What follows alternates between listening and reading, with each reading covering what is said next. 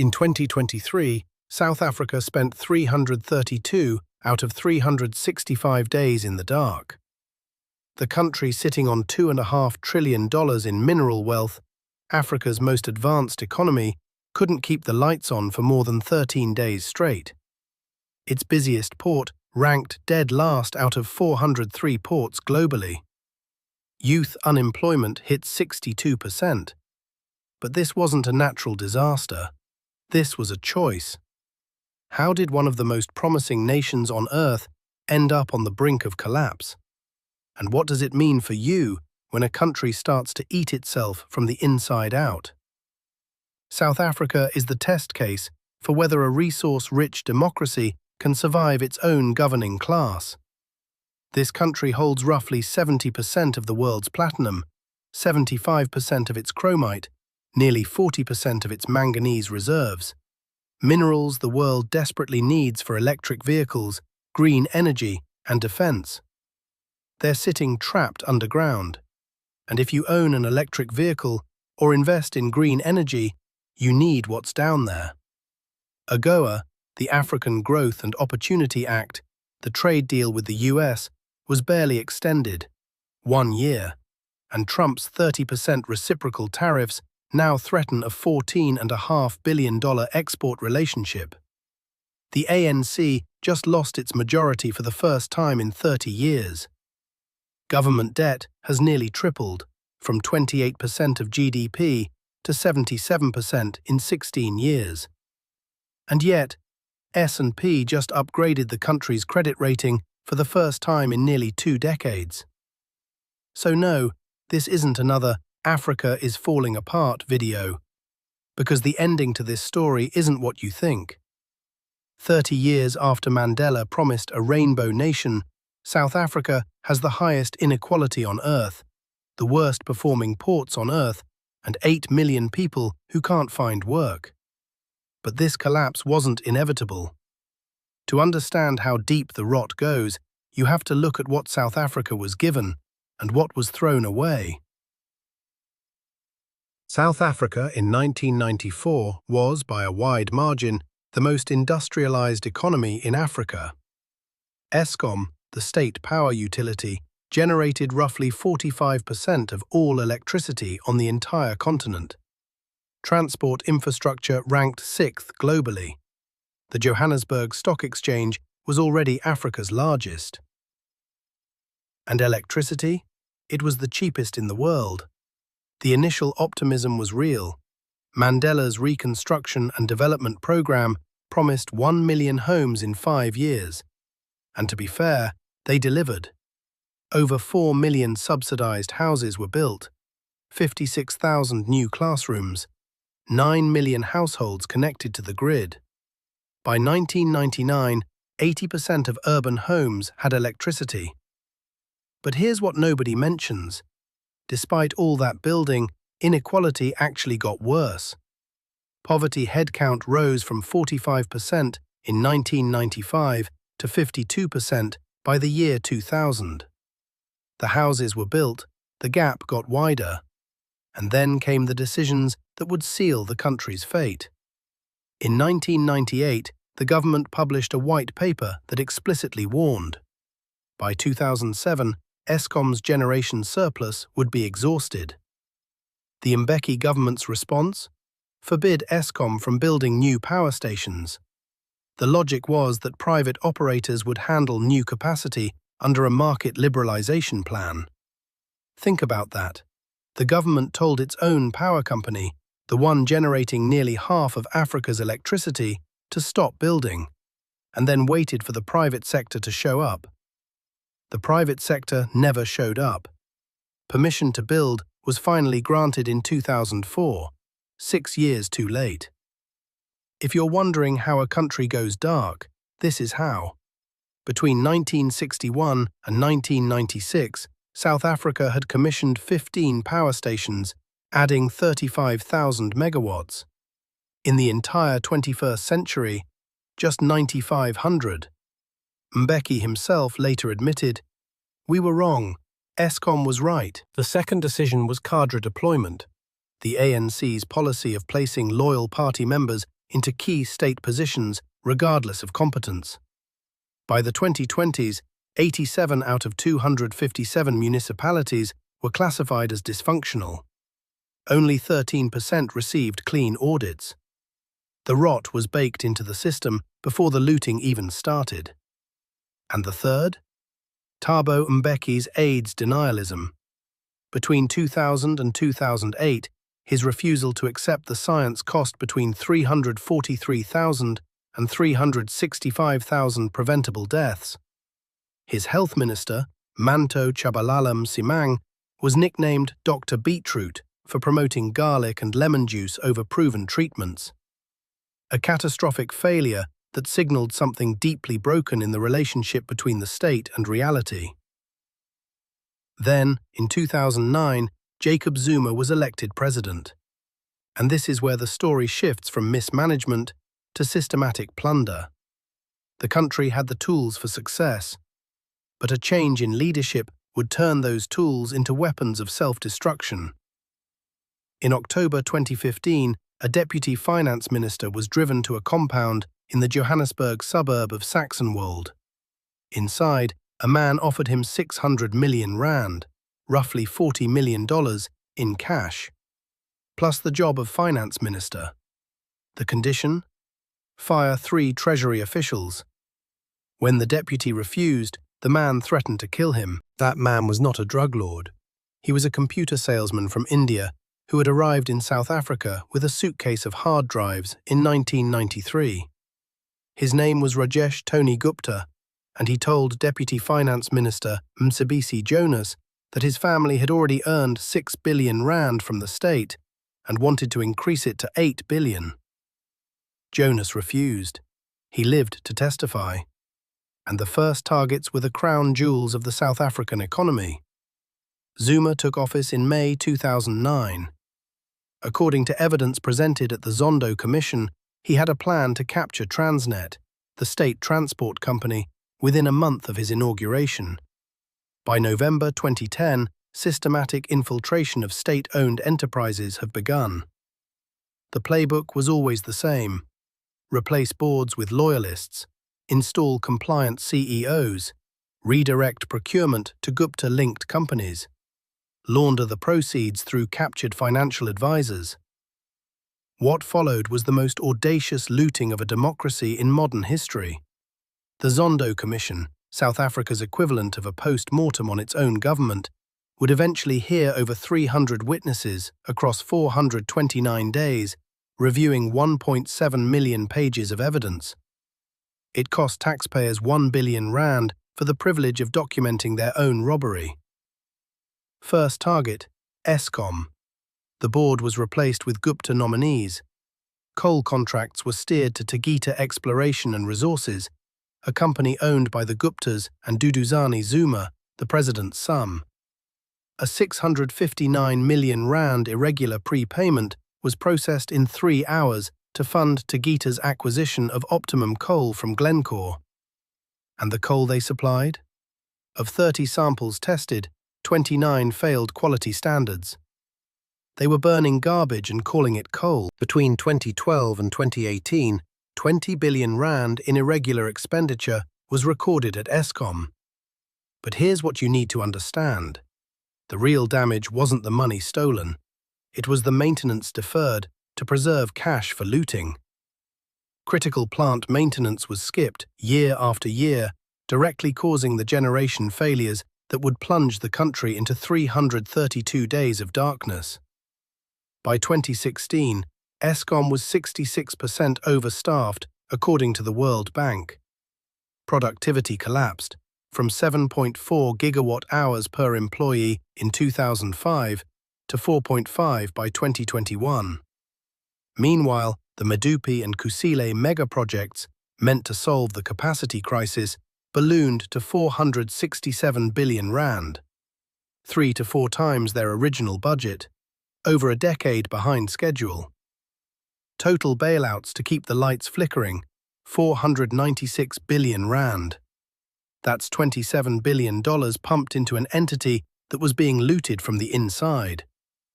Then came Transnet, A deal for 1,064 new locomotives started at 38.6 billion rand. Within weeks, it was inflated by nearly half. 16 billion rand funneled through Gupta intermediaries. Chinese manufacturers paid approximately 9 billion in kickbacks to Gupta entities. Of 232 locomotives ordered from one Chinese manufacturer, only 22 were ever delivered. Here's the kicker. Transnet went from a 5 billion rand profit in 2019 to a 5.7 billion rand loss by 2023.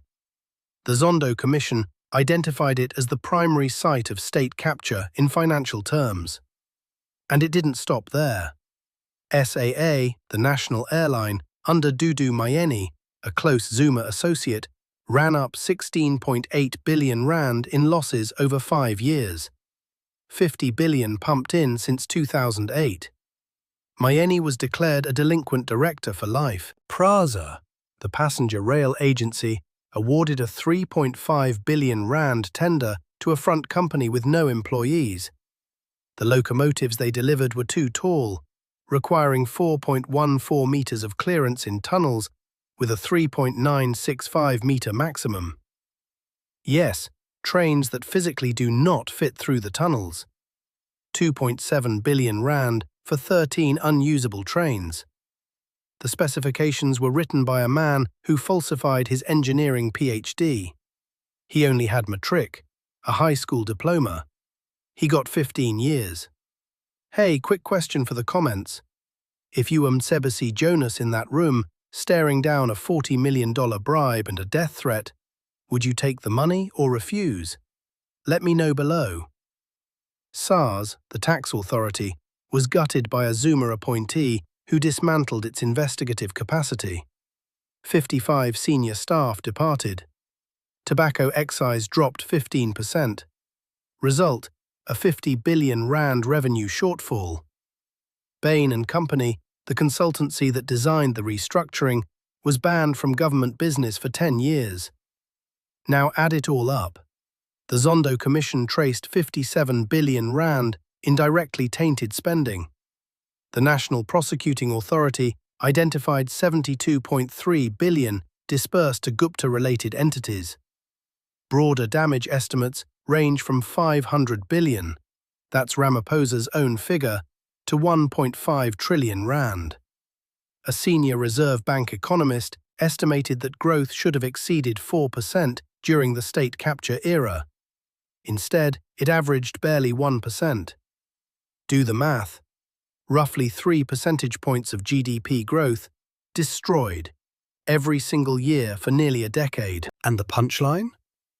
As of early 2026, not a single major state capture conviction. The Guptas are free in India with Vanuatu passports. Zuma leads a political party from his Nkandla estate, the same compound that received 246 million rand in taxpayer-funded security upgrades. Outgoing NPA head Shamila Batohi put it best. Sadly, the only measure on whether the NPA has been successful is when there is one politician in orange overalls for state capture. That hasn't happened. The looting explains the rot, but it doesn't explain why a country with $2.5 trillion underground can't dig itself out. Here's something almost nobody mentions in these doom and gloom narratives. In 2024, load shedding essentially stopped. After 332 days of blackouts in 2023, Eskom went 261 consecutive days without a single power cut. Rooftop solar surged 276% to over 6,000 megawatts, exceeding the capacity lost during Stage 6 blackouts. The JSE hit 100,000 points for the first time. S&P upgraded the credit rating for the first time in nearly 20 years. And the ANC lost its majority in a free and fair election, something Zimbabwe never managed in 44 years. But hold the optimism, because the lights coming back on doesn't fix the 5 structural failures that are eating this country alive. Transnet freight volumes collapsed from 226 million tons in 2017 to 149 million in 2022, a 34% decline. Rail's share of total freight fell from 80% in the 1970s to just 15%. Richards Bay Coal Terminal shipped only 47 million tons in 2023 against a 91 million ton capacity.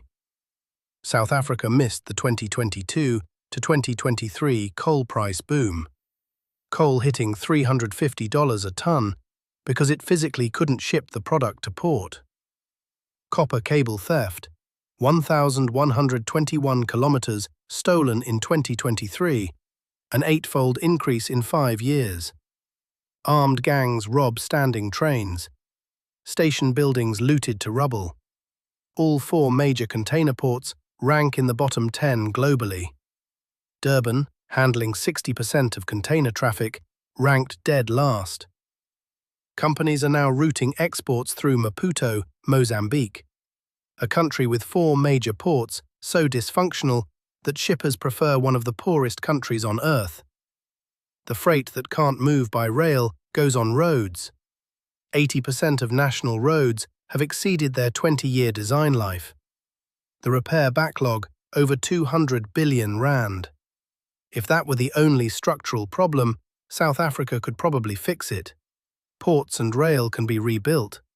But the logistics collapse is just the first domino.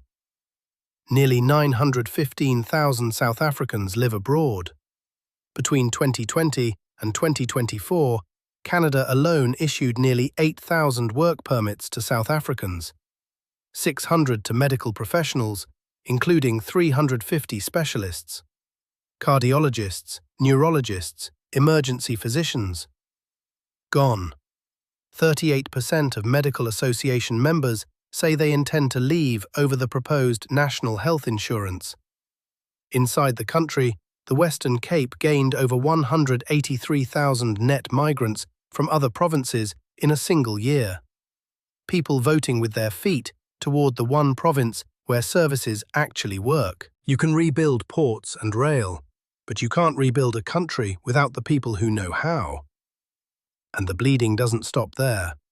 South Africa is one of the 30 driest countries on the planet, yet Johannesburg residents consume 275 litres per person per day, 60% above the global average. 47% of all water produced is lost before it reaches a household. 52% of water systems fail quality tests, up from 5% in 2014. Let that sink in. From 5% to 52% in 10 years. 64% of wastewater treatment plants are high risk. Over 50,000 litres of untreated sewage enter South Africa's rivers every single second. Johannesburg Water has a 64 billion rand infrastructure backlog. Some pipes are 70 years old. If this sounds like a country falling apart, you're not entirely wrong, and not entirely right either. Because the next 2 failures explain why South Africa is stuck somewhere in between. Remember the $2.5 trillion we mentioned at the top? Here's what's happening to it. 70% of global platinum, 75% of chromite, up to 80% of the world's manganese resources. And yet, mining's share of GDP has collapsed from 21% in 1970 to roughly 6% today. The sector has shed 442,000 jobs since the late 1980s. That's 35 jobs lost every single day for 35 years. The Fraser Institute ranked South Africa 60th out of 77 mining jurisdictions. The mining charter has been revised 5 times since 2004, every revision reshuffling the rules. The 2017 version wiped 50 billion rand from mining stocks in days. Junior exploration has collapsed. Anglo Gold Ashanti sold its last South African mine in 2020. The minerals are there, the investment is not. And finally, the governance deficit. Only 34 out of 257 municipalities received clean audits. 25 billion rand in unauthorized expenditure. One metro left its electricity engineer position vacant for 80 months. Here's how all 5 connect. Infrastructure neglect leads to service failure. Service failure leads to non-payment. Municipal arrears to Eskom alone hit 105 billion rand. Non-payment leads to revenue collapse. Revenue collapse leads to more neglect. And meanwhile, the skilled workers who could fix any of it are on a plane to Toronto. Every one of these failures feeds every other. But there's a deeper question. Was this inevitable? Is South Africa the next Zimbabwe? The answer is more disturbing than you think. The default narrative, South Africa is the next Zimbabwe, is wrong. And understanding why it's wrong matters more than all the doom statistics we've just walked through. Here's why the comparison fails. Zimbabwe's GDP collapsed 40% in 3 years. South Africa debated land expropriation without compensation and never implemented it. Zimbabwe's inflation peaked at 79.6 billion%. South Africa's averaged 3.1% in 2025. Zimbabwe destroyed its judiciary, its press, its elections. South Africa's constitutional court has repeatedly checked executive power. The press remains among Africa's freest. The 2024 election was free, fair, and produced a peaceful coalition. So what's the real story? I need you to sit with this one. South Africa's tragedy isn't that it became a failed state, it became a mediocre one. It still has institutions strong enough to recover, mineral wealth worth trillions to fund recovery, a private sector sophisticated enough to build parallel systems, one of the world's largest private security industries, rooftop solar exceeding stage 6 capacity, a stock exchange worth 24 trillion rand. But look at the numbers. GDP peaked at $416 billion in 2011. By 2024, 401 billion. In the same period, Zimbabwe, off a catastrophically low base, tripled its economy. South Africa didn't fall off a cliff, it flatlined. And in a world that keeps moving, standing still is falling behind. Here's the harsh reality. The human cost of that stagnation: 8.1 million unemployed, 58.5% of youth without work, 58.7% of unemployed young people have never held a job in their lives. The richest 10% hold 71% of wealth. The poorest 60% hold 7%. Inequality is higher now than at the end of apartheid. The Rainbow Nation didn't redistribute, it created a new elite on top of the old one. And the cost of mediocrity isn't abstract, it's measured in blood. In August 2012, at the Marikana Platinum Mine, police opened fire on striking miners. 34 dead. The moment the post-apartheid state turned its guns on its own people, the liberation movement became the captor. So, is there any way back from the brink? There are 3 scenarios, and which one plays out affects you more than you think. The bull case. Maybe a 25% chance. Cyril Ramaphosa's coalition government survives. Reforms land. Electricity liberalization, port concessions, visa modernization. GDP growth accelerates to 2 or 3%. Load shedding stays dead. There's evidence. Eskom is posting its first profit in 8 years. 248,000 jobs added in a single quarter.